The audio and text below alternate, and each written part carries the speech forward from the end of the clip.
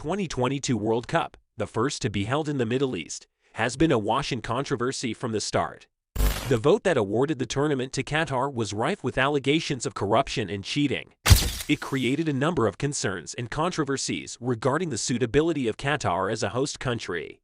Criticism from a number of media outlets, sporting experts, and human rights groups highlighted problems such as Qatar's limited football history, the high expected cost, the local climate, and Qatar's human rights record. But there is a famous quote saying that people who live in glass houses should not throw stones at others. The hypocrisy among mainstream and social media is at peak right now. Think about it. Which country that has hosted the FIFA World Cup had a flawless past? Yet there was never a peep about these other nations. So what has changed now? It appears the reason why Western media is against this World Cup is because it is being held in the Middle East. It is time to expose this hypocrisy and understand why Qatar hosting this World Cup is no worse than it having being hosted in any of the following countries, each rife with their own human rights abuses, allegations of corruption and cheating. So, let's get into it. When I say corruption, which country comes to your mind first? That's right, the USA. Migrant problems in the US are peaking right now with unsecured borders. There is a homeless and crime epidemic in certain states. Children who still believe in Santa Claus are being mutilated by the droves in gender reassignment surgeries or groomed into child drag shows. But these are only a few of the countless problems plaguing the USA.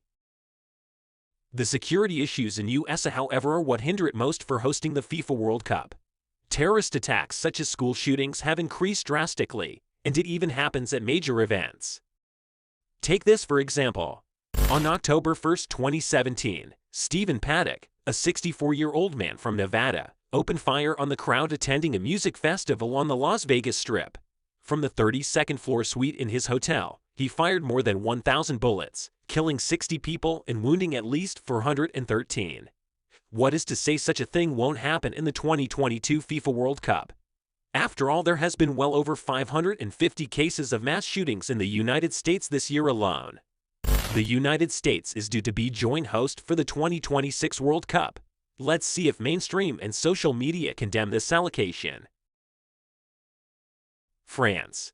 People accuse Qatar of homophobia, but can they account for the Islamophobia that France demonstrates?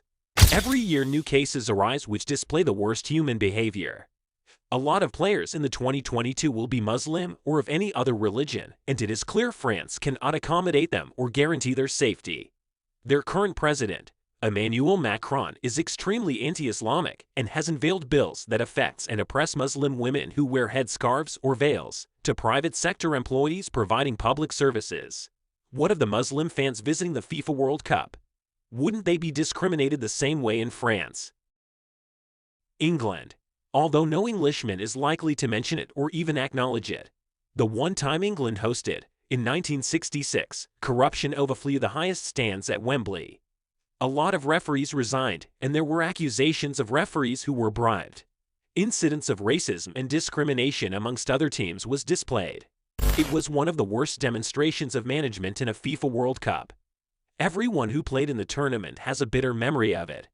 All this from a country with one of the deepest football histories on earth. Yet this did not help them very much. Russia. The last World Cup was hosted in Russia in 2018, but a lot of things have changed since then. Russia has expressed its desire to host the World Cup again in 2022, but have instead been booted by FIFA from the tournament for their war on Ukraine. But Russia has been mired in many controversies prior to this, such as their doping scandals, which stretch all the way back to at least 2008. We know now that their doping shenanigans were state-sponsored, yet they were still allowed to host a World Cup. No country is perfect. Human rights violations are witnessed in every country, and Qatar is certainly not the one with the most extreme violations. This video is not intended to ignore or support the wrongs of Qatar. But if we are going to start pointing fingers, let's remember that whenever you point one finger, 3 are pointing back at you. If only countries with spotless records can host a World Cup, then there will never be another World Cup tournament again. Why don't we look at the positive side of Qatar hosting the World Cup? Qatar has earned the #1 rank for safest country in the world on the Numbo Crime Index. for 2 consecutive years in 2021 and 2022. The country's capital, Doha, is also ranked the second safest global city in 2022. 12 years after being awarded the rights to host the tournament, the tiny Gulf state of Qatar has built the stadiums, opened 5-lane highways and a $36 billion metro system, and undertaken a huge construction effort on a grueling timeline to ensure that fans from all over the world can attend the 4-week competition. The construction of infrastructure for the purpose of hosting and accommodating visitors will bring many positive economic benefits to the country. Qatar has predicted that hosting the FIFA World Cup will create more than 1.5 million new jobs in key sectors like construction, real estate, and hospitality.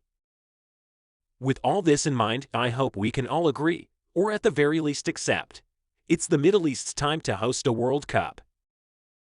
So what do you all think on the matter?